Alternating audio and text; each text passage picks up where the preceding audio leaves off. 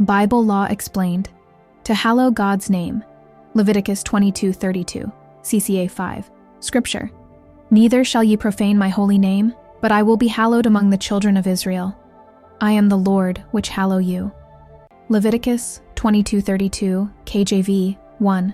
The meaning of to hallow God's name. The Hebrew word for hallow is qāḍash, meaning to sanctify, set apart, honor as holy, or treat with the highest reverence. To hallow God's name means to recognize his absolute holiness and live in a way that honors his character and reputation. God's name represents his being, his moral perfection, his authority, and his covenant faithfulness. When believers hallow his name, they declare through word and deed that God is unique, righteous, and worthy of all praise. 2. The opposite, profaning God's name. The verse begins with a warning. Neither shall ye profane my holy name. The word profane means to make common or ordinary. God's name is profaned when people use his name carelessly or disrespectfully. Exodus 27. Disobey his commandments while claiming to represent him. Leviticus 19:12.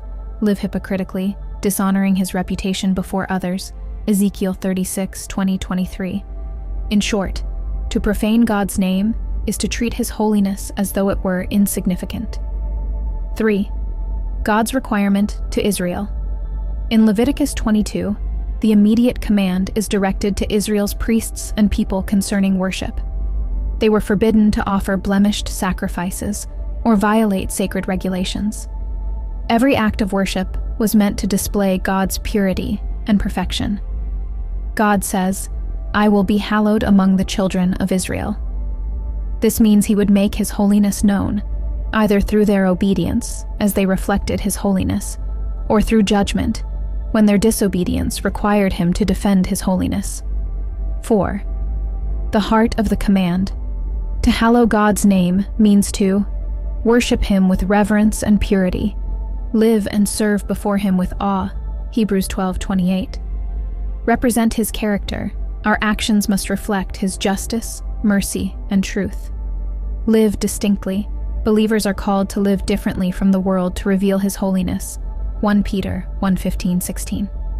For Israel, holiness was their identity as God's chosen nation. I am the Lord who sanctifies you, the one who separated them for himself. 5. Connection to the Lord's Prayer.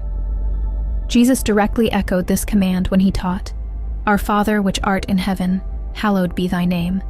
Matthew 6:9. Christ calls believers to make the holiness of God's name their first priority in prayer and life. Hallowing God's name means not only praising him in words, but also living in a way that magnifies his glory. 6.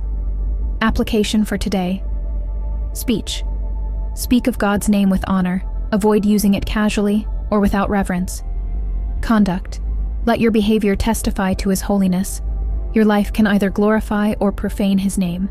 Romans 2:23-24. Worship. Approach God with sincerity, focusing on gratitude and awe, not routine or emptiness. Mission. Show others through kindness and righteousness that the God you serve is holy and good.